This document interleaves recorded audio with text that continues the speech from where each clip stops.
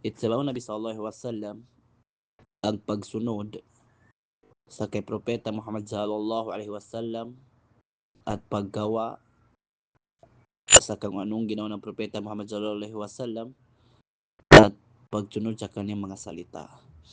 Ang pagsunod sa Propeta Muhammad sallallahu alaihi wasallam ay magkakaroon tayo ng magfira o rahma, magkakaroon tayo ng aalisin ng Allah subhanahu wa ta'ala yung ating kasalanan at kahawaan tayo ng Allah subhanahu wa ta'ala at kagigiliwan tayo ng Allah subhanahu wa ta'ala. Sinabi ng Allah subhanahu wa ta'ala sa Quran na sinabi niya na sabihin mo, kung gusto mong Allah, sundin mo ako. Ibig sabihin ng ayan na ay kay Propeta Muhammad sallam. Ibig sabihin kung gusto mo ang Allah, sundan mo ang Propeta Muhammad sallam. At sa pagsunod mo sa Propeta Muhammad sallallahu alaihi wasallam ay kagigiliwan ka ng Allah at tatanggalin ng Allah ang iyong kasalanan. Sinabi ni Hasan al-Basri dahil sa aya na yan ay isang tao ang nagsabi na kagigiliwan nilang Allah at sila ay sinubukan ng Allah subhanahu wa ta'ala. Binigyan siya ng pagsubok ng Allah subhanahu wa ta'ala. Sinabi din ng Allah subhanahu wa ta'ala na katiyakan na mayroon para sa inyo ng isang mabuting halimbawa sa kanila. Sino yung halimbawa na yun? Ang sinasabi doon ay ang Propeta Muhammad sallallahu alaihi wasallam. Isa siyang napakalaking halimbawa sa paggawa ng mabubuti, sa pagsalita ng mabubuti, sa lahat-lahat ng mga gawain.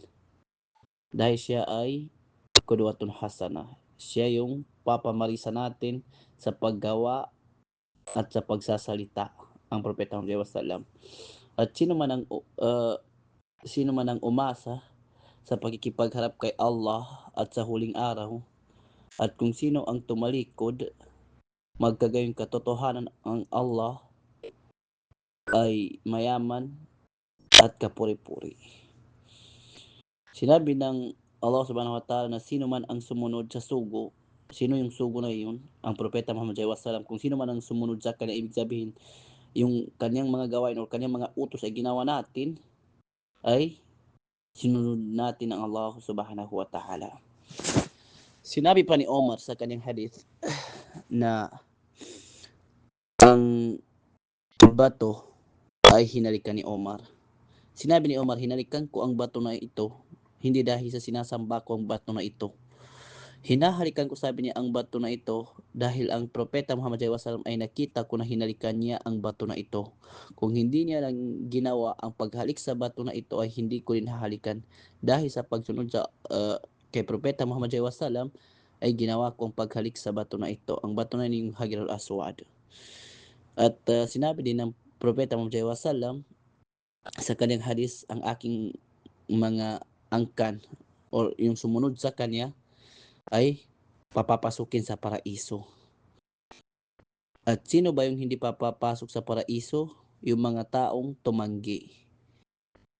Naitanong ng mga sahabat, sino ba yung tumatanggi na yun? Ang tumatanggi na yun ay sino? Susuway ay tumanggi. Ibig sabihin ng sumusuway ay yung mga taong hindi nila ginawa yung utos ng Propeta Muhammad sallallahu alaihi wasallam na ganitong pagsamba, ganito, ay isa sila sa tumanggi at hindi sila makakapasok sa paraiso. Wassalamualaikum warahmatullahi wabarakatuh.